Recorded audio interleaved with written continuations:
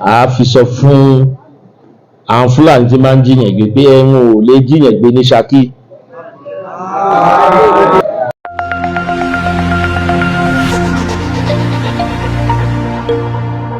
wọ́ àbáyíjà o.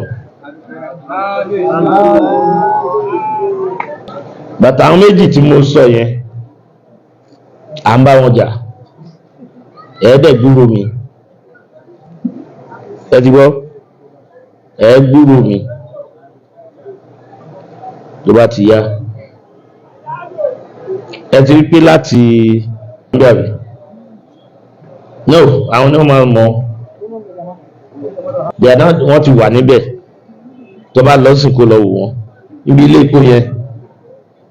epo yẹn lọ́bẹ̀ Balógun kò pè mí tó bá ti délé ẹ lọ gbó bẹ̀ àwọn ọlọ́pàá ti wà ń bẹ̀. Ààbò tá à ń ṣe torí tìyín náà ni.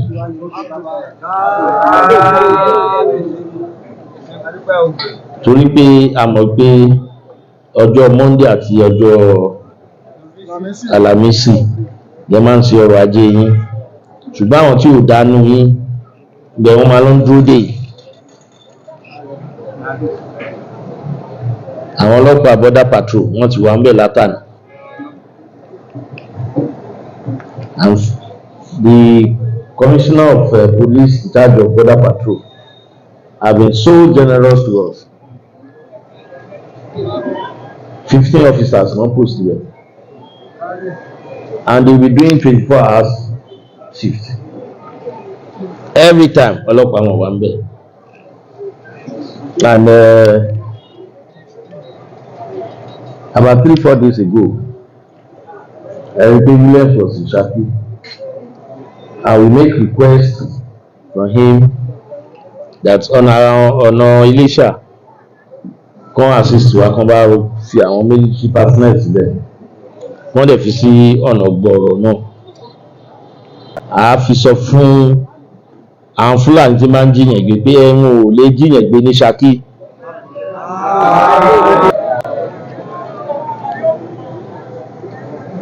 Ààrẹ Àgọ́-Ààrẹ will soon be here. Ààrẹ Àgọ́-Ààrẹ ó máa dé bí ń sìn. Ẹ kìlọ̀ fún àwọn ọmọ yín tí ń lọ sọ́jà Àgọ́-Ààrẹ. A mọ̀ pé bẹ́ẹ̀ ni tí ń lọ ń ṣe meeting.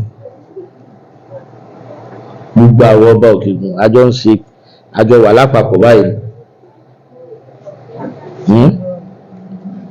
Kì í ṣe bí ká mọ̀mọ̀ kan kó sọ pé wọ́n mọ̀ bí tí àwọn yòókù táwọn jọ ń ṣe iṣẹ́ wà o. Ọmọ tí wọ́n bá mú lágọ̀ọ́ ààrẹ ẹ gbàgbé ẹ̀ o. Ẹ ti gbọ́rọ̀ mi kẹ ẹ gbàgbé ẹ̀. Ẹgbẹ́ ilẹ̀ yìí wà ń bíbà yìí sìn.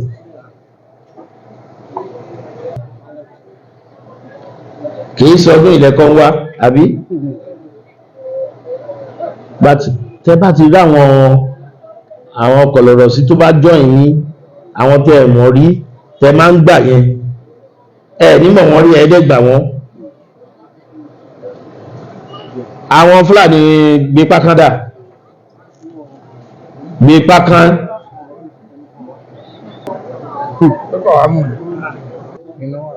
A fẹ́ gbọ́ wàhálà kankan níbi pákán mọ́. A fẹ́ gbọ́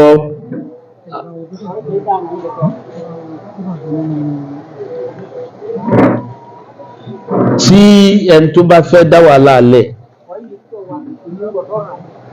tó bá ti débẹ̀ kán wá sọ fún wa. Ẹni gbọ́ kàwé torí pé àwọn Fúlàní gbé pákán ẹ̀rí pé ìgbà tá a wá ní lẹ́sìn mo sọ fún wa pé ká jẹ́ káwọn ọmọ wa máa kàwé.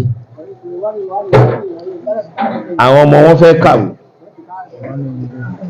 A lè sọ fún wọn pé ọmọ Fúlàní tó bá fẹ́ kàwé ní gbé pákán kí wọ́n mú ọmọ yẹn lọ sí inú gbé pákán wọ́n dẹ̀ fìyàwó wọn kan síbẹ̀ ṣùgbọ́n kí màálù wọn wà nínú igbó àbá wọn jà sí yẹn. Ṣó ti yé yín báyìí?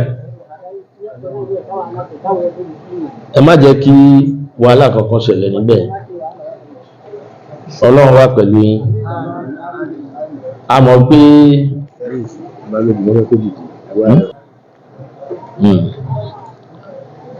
ṣùgbọ́n ẹ jẹ́ kí n sọ nǹkan fún yín, gbogbo ẹ̀yin olóyè wa tá a yàn, ẹ̀yin tá a bá ti rí pé apá yóò kábi tá a fi ń sí, a lè yọ yín kúrò ká fẹ́ lòmíì síbẹ̀ o.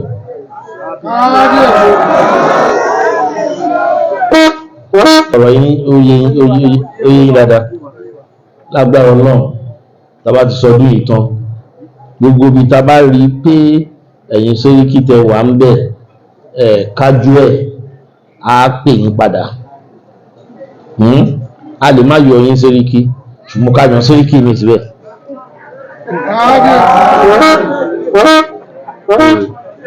Ẹ ṣé púpọ̀, Ọlọ́run wà pẹ̀lú yín, Ọlọ́run dá ọmọ yín sí, ẹ ní ṣòfò ẹ̀mí, ẹ ní ṣòfò ogún o, ẹ wà àdẹjọ máa ṣiṣẹ́ pípẹ́pẹ́pẹ́. Ẹ ṣé gan. Ẹ̀yin onífọ́tò.